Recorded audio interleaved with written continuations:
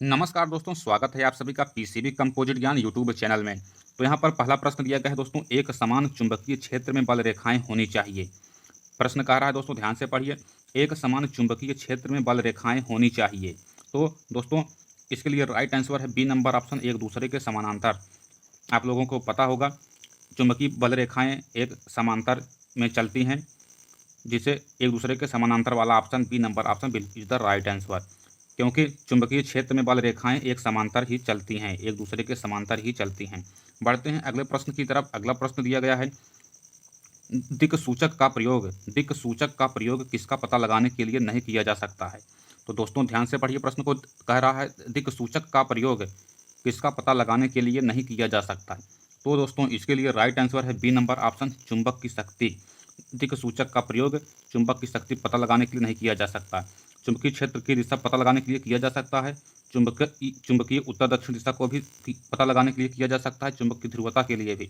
लेकिन चुंबक की शक्ति को पता लगाने के लिए दिक् सूचक का प्रयोग नहीं किया जा सकता, इसलिए B number option is the right answer. बढ़ते हैं अगले प्रश्न की तरफ। अगला प्रश्न दिया गया है दोस्तों, विषुवत रेखा पर नीति कोण का मान होता है। विषुवत रेखा पर नीति कोण का मान होता है। बहुत ही इंपॉर्टेंट प्रश्न है दोस्तों, इसे जरूर से जरूर याद रखिएगा। कह रहा है विषुवत रेखा पर नीति कोण का मान होता है। तो दोस्तों इसके लिए राइट आंसर है 0 डिग्री। विषुवत रेखा पर नीति कोण का मान 0 डिग्री होता है। यह इंपॉर्टेंट प्रश्न है, इसे आप लोग याद रखें और प्लीज़ वीडियो के लास्ट तक बने रहें। लास्ट में बहुत ही महत्वपूर्ण प्रश्नों के बारे में बताया गया है, जो कि समस्त प्रतियोगी परीक्षाओं में हर वर्ष पूछा जाता है। बढ़ते हैं अगले प्रश्न की तरफ। अगला प्रश्न दिया गया है, लोहा का क्यूरी ताप होता है। लोहे का क्यूरी ताप कितना होता है दोस्तों, यह इंपॉर्टेंट प्रश्न है यह भी, इसे आप लोग याद रखें और वीडियो को सेव कर लें भविष्य में, ताकि आप अपना रिवीजन कर सकें वीडियो को देखकर। तो कह रहा है लोहा का क्यूरी ताप कितना होता है। तो दोस्तों लोहे का क्यूरी ताप 780 डिग्री सेल्सियस होता है। B number option, B number option is the right answer. 780 degree Celsius होता है लोहे का क्यूरी ताप। इंपॉर्टेंट प्रश्न है, इसे याद रखिएगा। बढ़ते हैं अगले प्रश्न की तरफ। अगला प्रश्न दिया गया है, पृथ्वी एक बहुत बड़ा चुंबक है, इसका चुंबकीय क्षेत्र किस दिशा में विस्तृत होता है। मोस्ट इंपॉर्टेंट प्रश्न है दोस्तों, इसे आप लोग याद रखें। कह रहा है पृथ्वी एक बहुत बड़ा चुंबक है, इसका चुंबकीय क्षेत्र किस दिशा में विस्तृत होता है। तो दोस्तों इसके लिए राइट आंसर है बी नंबर ऑप्शन, दक्षिण से उत्तर की तरफ। दक्षिण से उत्तर की तरफ, क्योंकि पृथ्वी एक बहुत बड़ा चुंबक है, इसका पता लगाने के लिए आप एक लोहे की छड़ को दक्षिण और उत्तर दिशा में रखकर नीचे ज़मीन में एक हफ्ते के लिए ज़मीन में गाड़ दें, उसके बाद निकालेंगे तो उसमें चुंबकीय गुण आ जाएगा। वह अन्य प्रकार के छोटे छोटे लोहे को, कील जैसे इत्यादि को अपने में चिपका लेगा। तो यहाँ पर B number option is the right answer दोस्तों। इंपॉर्टेंट प्रश्न है, इसे याद रखिएगा। बढ़ते हैं अगले प्रश्न की तरफ। अगला प्रश्न दिया गया है, चुंबक निम्नलिखित गृह उपकरणों में से किसका अत्यावश्यक भाग है। प्रश्न को ध्यान से पढ़िए दोस्तों, चुंबक निम्नलिखित गृह उपकरणों में से किसका अत्यावश्यक भाग है। बहुत ही इंपॉर्टेंट प्रश्न है। तो इसके लिए दोस्तों D number option is the right answer, क्योंकि उपरोक्त सभी चुंबक में, पंखा में भी चुंबक होता है, धुलाई मशीन में भी चुंबक, बुलाने की घंटी में भी। तो इसके लिए अत्यावश्यक भाग है उपरोक्त सभी। D number option is the right answer दोस्तों, इसे आप लोग याद रखिएगा। बढ़ते हैं अगले प्रश्न की तरफ। अगला प्रश्न दिया गया है, मोस्ट इंपॉर्टेंट प्रश्न है, इसे आप लोग जरूर से याद रखें। लेंज का नियम है, लेंज का नियम है। तो दोस्तों इसके लिए राइट आंसर है, काफ़ी महत्वपूर्ण प्रश्न है, बी नंबर ऑप्शन, ऊर्जा संरक्षण के नियम पर आधारित है लेंज का नियम। लेंज का नियम ऊर्जा संरक्षण नियम पर आधारित होता है। यह इंपॉर्टेंट प्रश्न है, इसे याद रखिएगा। ऊर्जा संरक्षण का नियम, B number option is the right answer. बढ़ते हैं अगले प्रश्न की तरफ। अगला प्रश्न दिया गया है, ट्रांसफार्मर क्या है। ट्रांसफार्मर क्या है या किसको किस में बदलता है। यह इंपॉर्टेंट प्रश्न है दोस्तों, इसे आप लोग याद रखें। तो इसके लिए राइट आंसर है ए नंबर ऑप्शन, एसी वोल्टता को घटाने और बढ़ाने में प्रयुक्त होता है ट्रांसफार्मर का उपयोग। कभी कभी पूछ लेगा कि दोस्तों ट्रांसफार्मर का उपयोग क्या है, तो एसी वोल्टता को घटाने और बढ़ाने में प्रयुक्त होता है। तो A number option is the right answer. बढ़ते हैं अगले प्रश्न की तरफ। अगला प्रश्न दिया है दोस्तों, एक पिकोग्राम कितने ग्राम के बराबर होता है। यह इंपॉर्टेंट प्रश्न है, एक पिकोग्राम कितने ग्राम के बराबर होता है। तो दोस्तों इसके लिए राइट आंसर है बी नंबर ऑप्शन, 10 की घात -12 ग्राम। 10 की घात -12 ग्राम बराबर एक पिकोग्राम होता है दोस्तों, एक पिकोग्राम। इंपॉर्टेंट प्रश्न है, इसे आप लोग याद रखें। बढ़ते हैं अगले प्रश्न की तरफ। अगला प्रश्न दिया गया है, एक माइक्रोन बराबर है, मतलब एक माइक्रोन कितने मिलीमीटर के बराबर होता है। यह इंपॉर्टेंट प्रश्न है दोस्तों। यह भी कई बार प्रतियोगी परीक्षाओं में पूछा गया प्रश्न है। 1 माइक्रोन बराबर होता है। तो दोस्तों इसके लिए राइट आंसर है सी नंबर ऑप्शन। 1/1000 mm, मतलब कि 1000 में 1/भाग मिलीमीटर होता है 1 माइक्रोन के बराबर। तो बढ़ते हैं अगले प्रश्न की तरफ। अगला प्रश्न दिया गया है दोस्तों, ये मोस्ट इंपॉर्टेंट प्रश्न है। प्रश्न कह रहा है एक अश्वशक्ति हॉर्स पावर में होते हैं। एक अश्वशक्ति में कितने वाट होते हैं, यह इंपॉर्टेंट प्रश्न है दोस्तों। एक अश्वशक्ति में कितने वाट होते हैं, तो एक अश्वशक्ति में 746 वाट होते हैं दोस्तों। C number option is the right answer, C number option. यह इंपॉर्टेंट प्रश्न है, इसे आप लोग याद रखें। बढ़ते हैं अगले प्रश्न की तरफ। अगला प्रश्न दिया गया है वर्षा की अम्लता किसके द्वारा नापी जाती है। वर्षा की अम्लता किसके द्वारा मापी जाती है, यह इंपॉर्टेंट प्रश्न है। तो इसका राइट आंसर है दोस्तों C number option, pH meter द्वारा। पीएच पैमाना होता है दोस्तों। पीएच पैमाना एक होता है, 0 से लेकर 14 तक होता है दोस्तों। अगर 7 है तो उदासीन है, और 7 से 14 के बीच में है तो क्षारीय, और 7 से 0 से लेकर 7 तक है तो अम्लीय होता है दोस्तों। आप लोग इसे याद रखिएगा। पीएच पैमाने की खोज सोरेनसन नामक वैज्ञानिक ने किया था। तो बढ़ते हैं अगले प्रश्न की तरफ। अगला प्रश्न दिया है दोस्तों, पायरोमीटर निम्नांकित के मापने के लिए प्रयोग में लाया जाता है। पायरोमीटर किसको मापने के लिए प्रयोग में लाया जाता है, तो इसका राइट आंसर दोस्तों उच्च तापमान को मापने के लिए पायरोमीटर का उपयोग किया जाता है। पायरोमीटर का उपयोग उच्च तापमान मापने के लिए किया जाता है। इसका राइट आंसर है ए नंबर ऑप्शन, उच्च तापमान। इसे आप लोग याद रखें, इंपॉर्टेंट प्रश्न है प्रतियोगी परीक्षाओं की दृष्टि से। बढ़ते हैं अगले प्रश्न की तरफ। अगला प्रश्न दिया है दोस्तों, महासागर में डूबी हुई वस्तुओं की स्थिति जानने के लिए निम्न में से किस यंत्र का उपयोग किया जाता है। प्रश्न को ध्यान से पढ़िए। महासागर में डूबी हुई वस्तुओं की स्थिति जानने हेतु निम्न में से किस यंत्र का प्रयोग किया जाता है। तो दोस्तों इसके लिए राइट आंसर है सी नंबर ऑप्शन, सोनार। आप लोग न्यूज में भी देखे होंगे, महासागर में डूबी हुई वस्तुओं की स्थिति जानने के लिए सोनार का उपयोग किया जाता है। यहाँ पर C number option is the right answer है, और यह इंपॉर्टेंट प्रश्न भी है, आप लोग इसे याद रखें। वीडियो को लाइक कर दें और चैनल को सब्सक्राइब कर दें।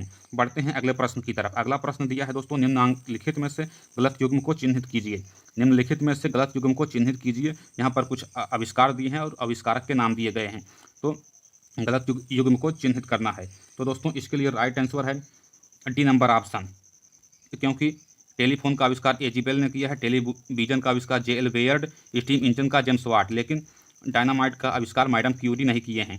तो इसलिए राइट आंसर होगा दोस्तों D number option. D number option is the right answer. बढ़ते हैं अगले प्रश्न की तरफ।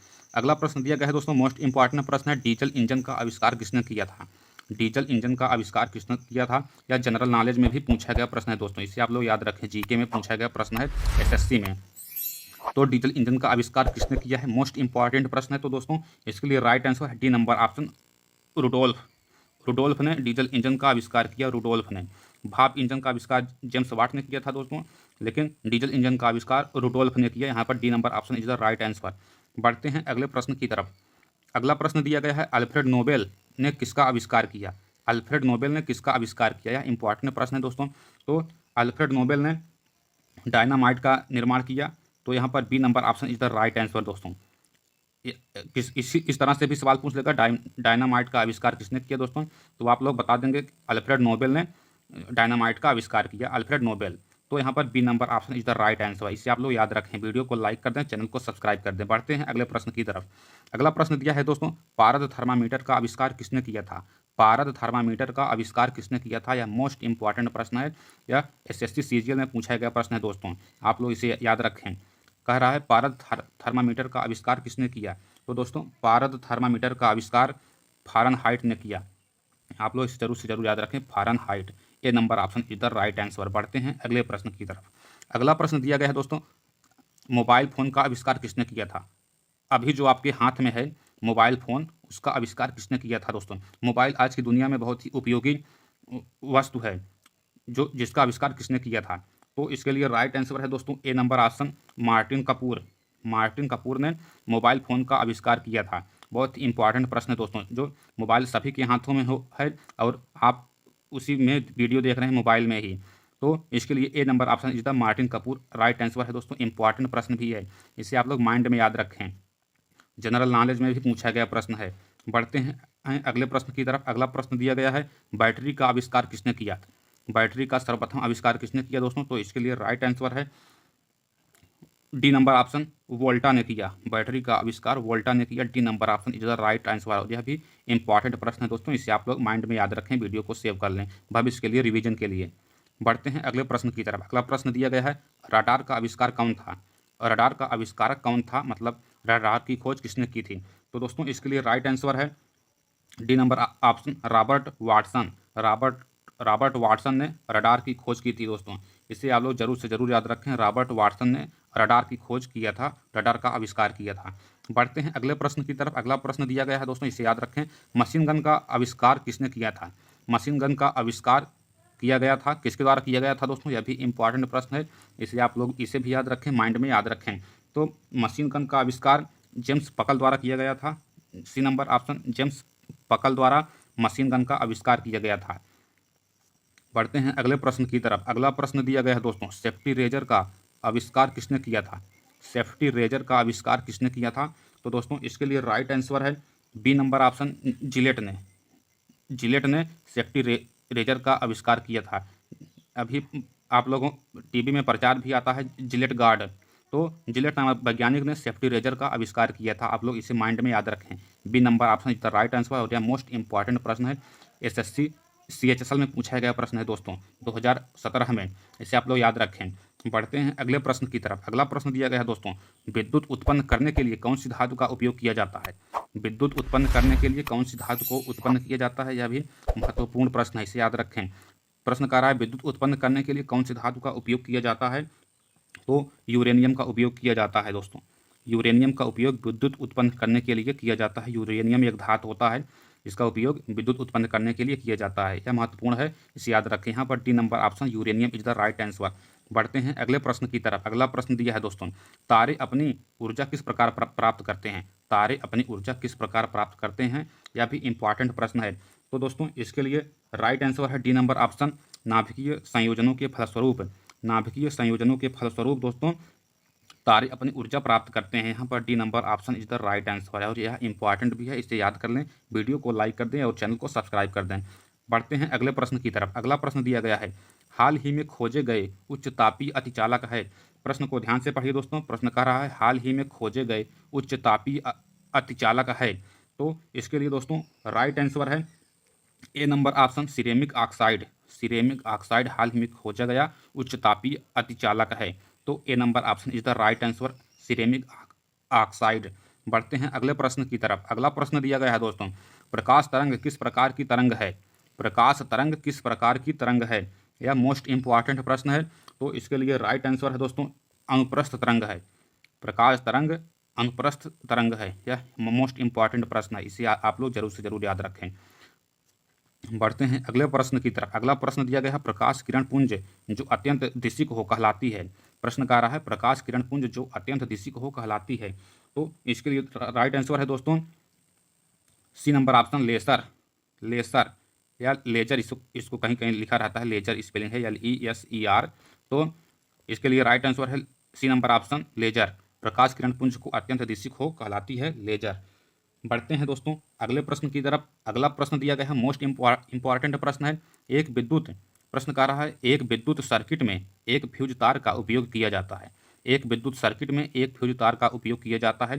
तो दोस्तों इसके लिए राइट आंसर है ए नंबर ऑप्शन, सर्किट में प्रवाहित होने वाले अधिक विद्युत धारा को रोकने के लिए एक फ्यूज तार का उपयोग किया जाता है। सर्किट में प्रवाहित होने वाली अधिक विद्युत धारा को रोकने के लिए फ्यूज का उपयोग किया जाता है, ताकि कोई मान लीजिए कोई मोटर लगा है, अगर एकाएक अधिक बिजली आ जाती है तो वह मोटर जल जाएगी, उसी को रोकने के लिए फ्यूज तार का उपयोग किया जाता है विद्युत सर्किट में। तो यहाँ पर A number option is the right answer. बढ़ते हैं अगले प्रश्न की तरफ। अगला प्रश्न दिया है दोस्तों, फ्यूज का सिद्धांत है, फ्यूज किस सिद्धांत पर कार्य करता है? तो दोस्तों इसके लिए राइट आंसर है बी नंबर ऑप्शन विद्युत का उष्मीय प्रभाव। विद्युत का उष्मीय प्रभाव सिद्धांत पर फ्यूज काम करता है। यहाँ पर B number option is the right answer. बढ़ते हैं अगले प्रश्न की तरफ। अगला प्रश्न दिया है दोस्तों, फ्यूज तार किससे बनती है? यह मोस्ट इंपॉर्टेंट प्रश्न है दोस्तों, यह पॉलिटेक्निक में भी पूछा गया प्रश्न है, IIT में भी फ्यूज तार किससे बनती है? तो फ्यूज तार दोस्तों आपको मैं बता दूं, फ्यूज तार जो है बी नंबर ऑप्शन टिन और सीसा की मिश्र धातु से बनती है। टिन और सीसा की मिश्र धातु से फ्यूज तार बनती है, जो कि काफ़ी उच्च गलनांक वाली होती है। फ्यूज तार टिन और शीशा की मिश्र धातु से बनती है। यहाँ पर B number option is the right answer दोस्तों। बढ़ते हैं अगले प्रश्न की तरफ। अगला प्रश्न दिया है दोस्तों, बिजली के बल्ब का फिलामेंट किस तत्व से बना होता है। यह भी मोस्ट इंपॉर्टेंट प्रश्न है दोस्तों, आप लोग इसे जरूर से जरूर याद रखें। वीडियो को लाइक कर दें, चैनल को सब्सक्राइब कर दें। बिजली के बल्ब का फिलामेंट किस तत्व से बना होता है, तो इसके लिए राइट आंसर है दोस्तों ए नंबर ऑप्शन, टंगस्टन से बना होता है।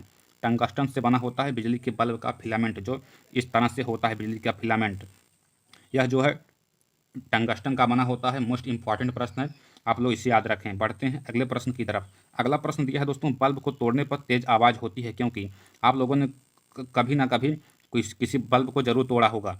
जो आप लोग बल्ब को फेंकते हैं या कहीं पर भी पत्थर पर, तो उसके फूटने से काफ़ी तेज आवाज़ आती है। तो यह आवाज़ क्यों आती है, तो दोस्तों इसके लिए राइट आंसर है बी नंबर ऑप्शन, बल्ब के अंदर निर्वात में वायु तेजी से प्रवेश करती है। बल्ब के अंदर निर्वात में वायु तेजी से प्रवेश करती है। तो यहाँ पर B number option is the right answer दोस्तों, आप लोग इसे याद रखें, यह इंपॉर्टेंट प्रश्न है। बढ़ते हैं अगले प्रश्न की तरफ। अगला प्रश्न दिया है दोस्तों, प्रत्यावर्ती धारा को दिष्ट धारा में किसके द्वारा बदला जाता है। प्रत्यावर्ती धारा को दिष्ट धारा में किसके द्वारा बदला जाता है, यह इंपॉर्टेंट प्रश्न है दोस्तों, इसे याद रखिएगा। यह एसएससी जीडी में पूछा गया प्रश्न है, इंपॉर्टेंट प्रश्न है।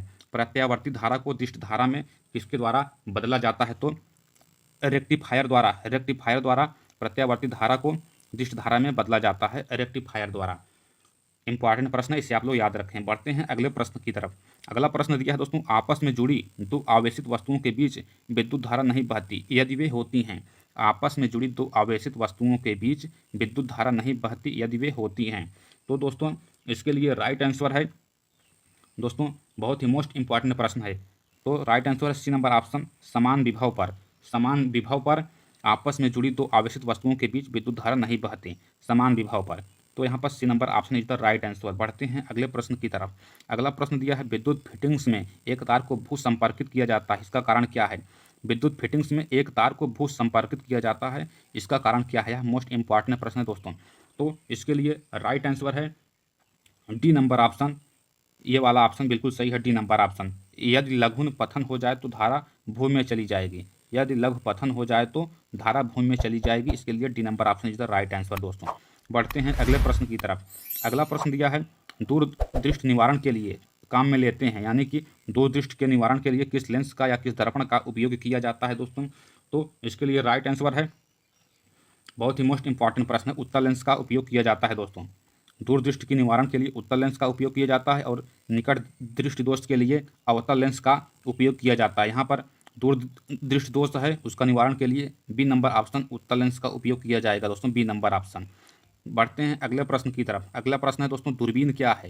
यह मोस्ट इंपॉर्टेंट प्रश्न है दोस्तों, इसे आप लोग जरूर से जरूर याद रखें। अगर प्रतियोगी परीक्षाओं की तैयारी करते हैं तो दूरबीन क्या है, इसको आप लोग जरूर से जरूर याद रखना है। वीडियो को लाइक कर दें, चैनल को सब्सक्राइब कर दें फॉर रिवीजन के लिए।